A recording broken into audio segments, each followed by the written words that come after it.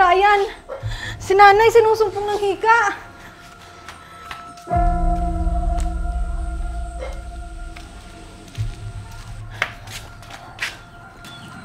Oh, bakit parang natataranta to? Brian! Si nanay! Sinusumpong hindi makahinga! Eh di pinainom mo sana ng gamot niya. Paano siya painumin? Iubos na yung gamot niya! Naku, wala pa naman akong pera dito.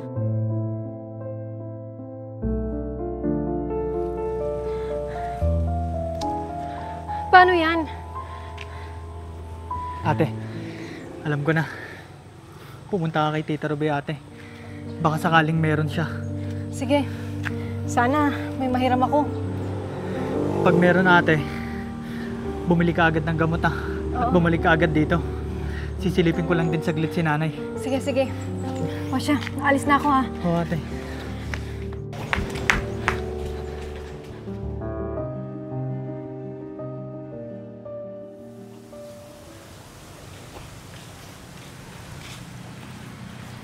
Naku, mabuti na lang. May pambili na ako ng gamot ko. Pag nagkulang ito, saan na naman kaya ako kukuha?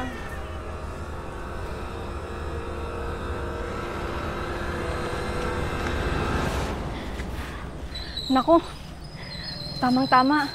May pera si Tita Ruby.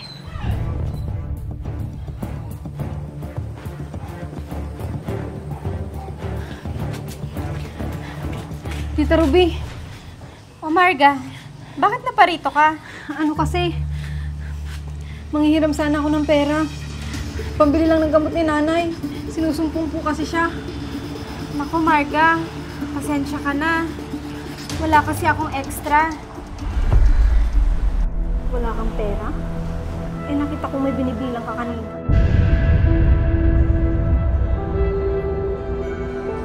Kung ipapahiram ko naman itong pera ko, paano naman yung mga gamot ko? Baka ako naman ang sumpungin ng sakit ko. Tita, sige na po. Kahit pang isang inuman lang po, kumalma lang si nanay. Nahihirapan na po kasi siyang huminga. Pasensya ka na, Marga. Wala talaga ako may papahiram sa'yo. Sige ho. Maraming salamat na lang ho.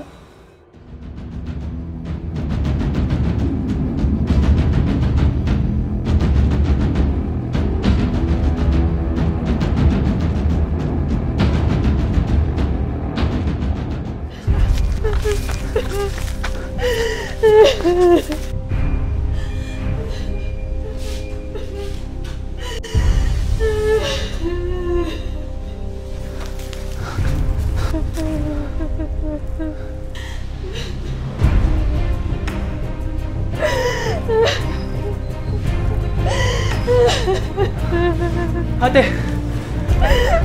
Ano nangyari? Kamusta na si nanay? Ano, ate? Ano si nanay, Brian?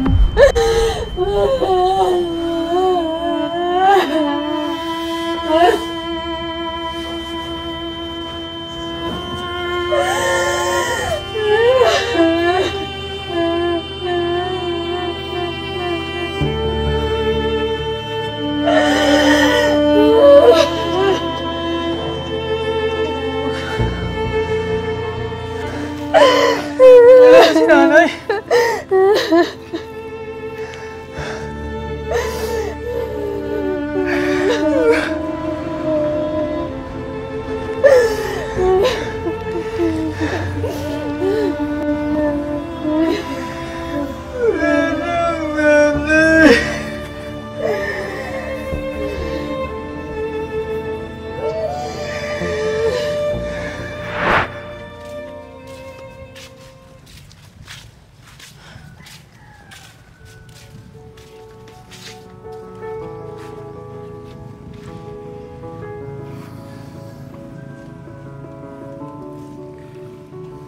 Ate, huwag kang mag-alala. Kakayanan natin to. Ha?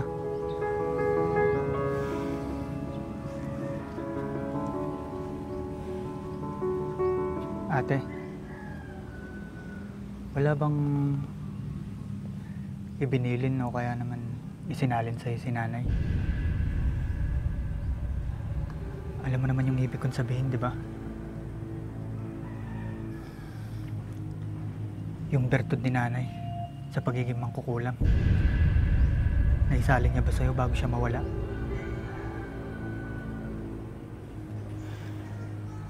Sana nga Brian, nakuha ko. Dahil gagamitin ko yun para gumanti sa mga taong walang awa. Ate, kahit kailan, hindi ginamit sa masama ni nanay yung bertud niyang yun. Puro sa kabutihan lang. Yun na nga eh. Ang dami niyang natulungan. Pero nung sinanay nang nangangailangan, wala na. Yun na nga. Nakakapagpagaling siya ng may sakit noon. Pero nung siya na yung nagkasakit, hindi man lang niya napagaling yung sarili niya. Pasensya ka na, Brian. Pero hindi ako papayag na hindi ko maiganti si nanay. Yun na nga ang masakit, Brian. Lahat ng sakit na ginamot ni nanay, napunta sa kanya. Ngayon ano? Wala na si nanay.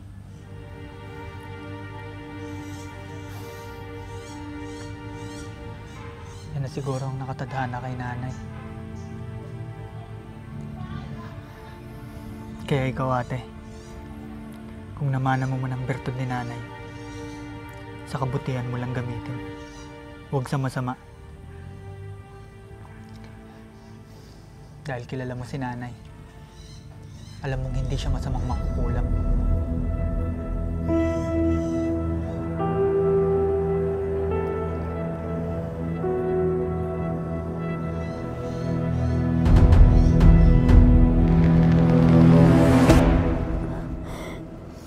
Sakit ng tiyan ko.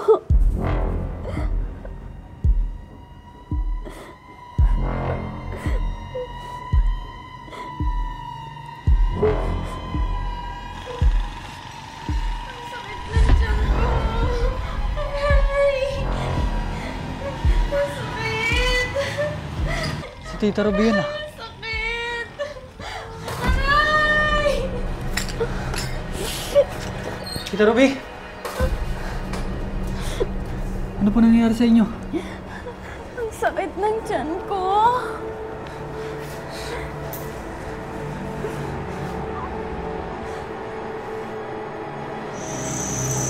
Mabuti na padaan ka, Brian. Ano po bang nangyayari sa inyo, tita? Napapano po kayo? Hindi ko alam, Brian. Simula pagkalibing ng nanay mo, nagsimula na rin sumakit yung tiyan ko. Halos araw-araw, namimilipit ako sa sakit. Pero wala naman makita yung mga doktor kung anong sanhi nito.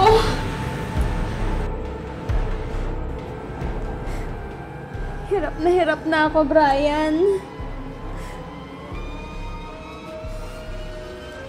Kung kailan wala naman na po si nanay, saka po kayo nakaramdam ng ganyan, tita.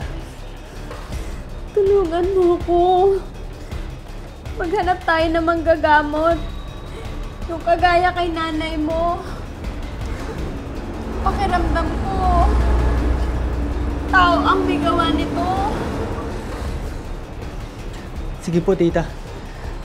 Pero sa ngayon po, wala po akong kilala. Hindi kaya may kinalaman si ate dito? Si Marga kaya? Baka may kakilala siya.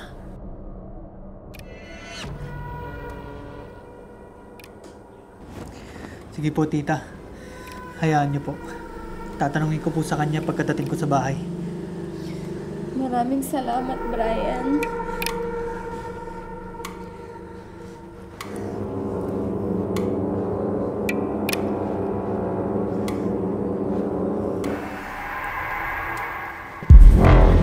Eto ang bagay sa'yo.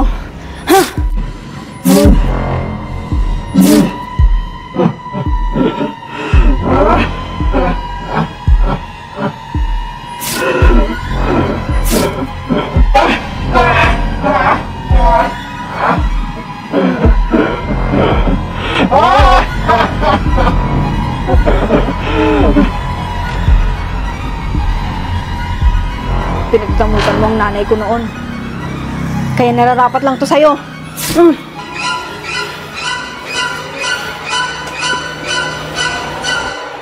Ate? Ate Marga?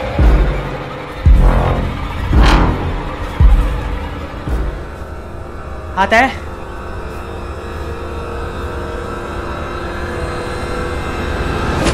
Anong ginagawa nito?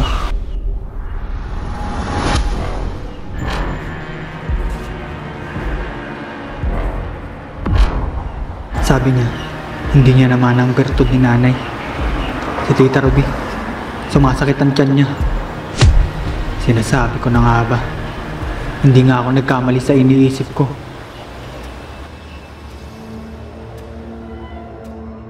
Kung pinahiraman mo lang sana ako ng pera noon, eh di sana, buhay pa si nanay!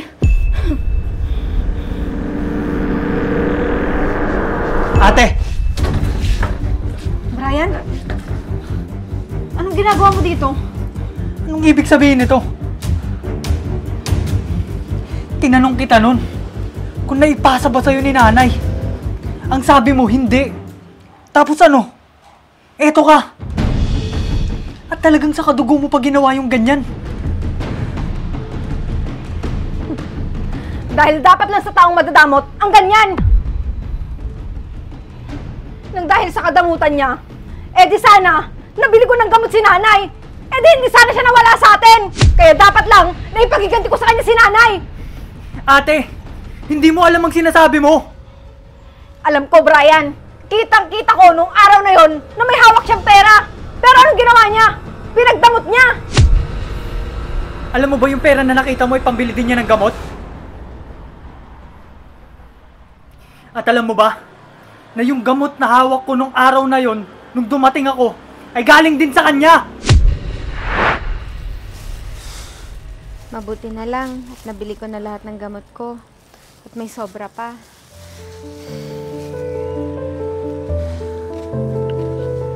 Oh, Brian, saan ang punta mo? Tita Ruby, hinahanap ko po kasi si ate. Nakita niyo po ba siya? Nagpunta siya kanina sa bahay. At nagsabi siya ng pera, pero hindi ko siya nabigyan. Kasi pinambili ko ng gamot ko. Ito, pero may natira pa ako.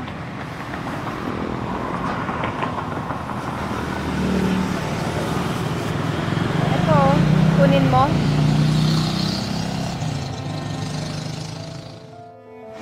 Ito, kunin mo. Bumili ka na ng gamot ng nanay mo para makainom na siya.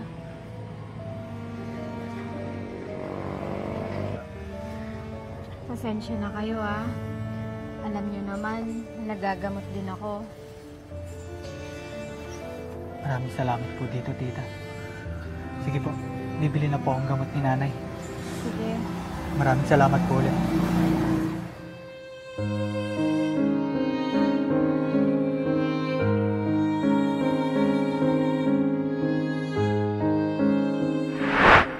Yun ang tunay na nangyari nung araw na yun, ate. Kaya maling-mali na gumanti ka sa kadugo mo nang hindi mo alam ang dahilan ng pagtanggi niya.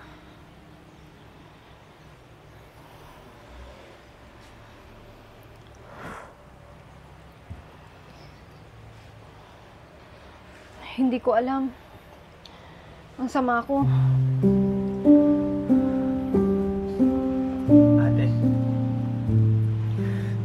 hindi pa uli ang lahat. Puntahan natin si tita. Pagalingin mo siya.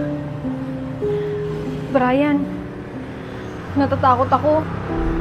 Baka magalit siya sa akin pag nalaman niya ako may gawa nun sa kanya. Ate, huwag kang mag-alala, ha? Hindi niya malalaman na ikaw ang may gawa. Basta puntahan natin siya at pagalingin mo siya. Kasama mo ko.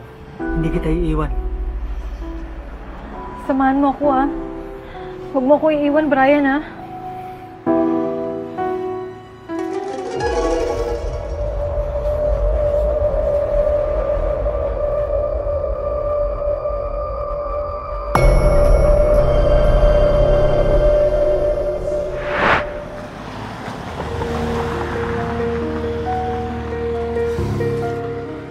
Halika na, ate. Huwag ka matakot. Sasamahan kita.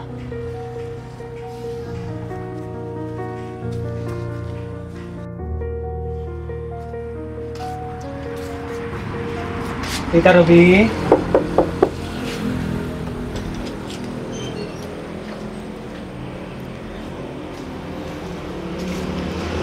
Tita Ruby, Mabuti naman at dinalaw niyo ako, Marga. Pasensya na kayo at magulo yung bahay ko. okay lang po tita.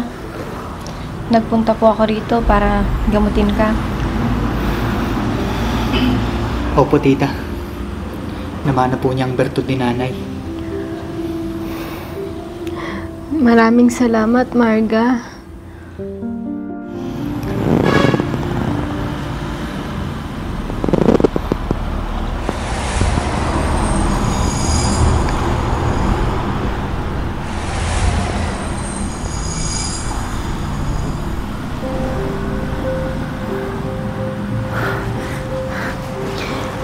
Hindi na masakit yung tiyan ko, Marga.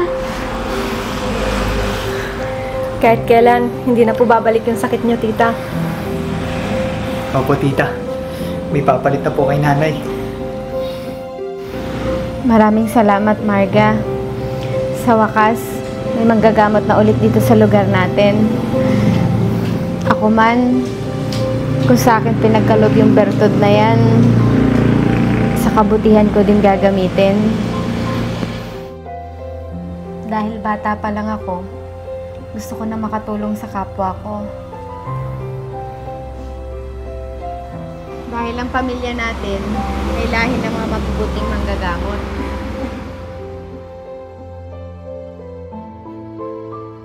Patawarin sana ako ng Diyos sa nagawa ko. Mabuti na lang, nakinig ako kay Brian. At mabuti na lang, hindi ko hinayaan na lamunin ng galit ang puso at isipan ko. Higit sa lahat, hindi magandang gumanti sa kapwa nang hindi alam ang totoong mga dahilan ng bawat pagtanggi.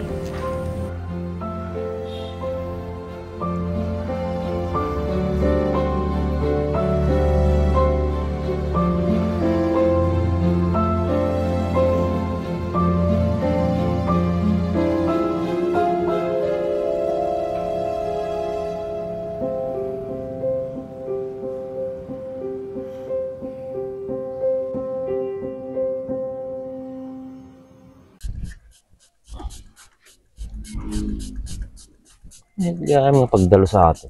Nakikinis eh. Una yung boy. Nagkinis mo't yung nagkintamati ka din naman. Pinagamagamit tamit ha. Ito ni, GR4 Extreme Degree, sir. Mahit nga pangikat ti ko ata. Ito mangkin nga grasa. Magaling mo lang dilugan ko ha. Nagdalos ni. Maya nagsilingain. Nay, Mahit ah. Nanay, nagdalos sa kadena nanay. may cut pa iso nay. Kulang ata, ibabad mo lang 3 minutes to 5 minutes. Sama ko kuskusin. May cut no kan. Sabi ni, nagdalos ni. Terus ka pa iso nay. Pati kanino motor ato. Kanyak ah. Kaya motor mo ay. Pahatak ko na kung pagbayad ko. Sayang ay. Nagkaras mo na din sukat mo. Di ba alay, basta tumaray. Sa bagay ah. Oh, nagkinis yun, nagsilingin na eh. Kung pa makita mo nga lang is nakadagrasa na ah. Kita man eh. Pagagatangan nga ikasta. Yung TikTok, Lazada, Shopee, da. Mabalin og gurdura may salang. Balay, basta pagbayad mo. Gurdura ito mga raw ta gamitin mo di kadina. GR4 degree sir. Oh, Kita mo na eh. Magmayat buya na yan. Dalos ni. nagkinis nga rin na eh.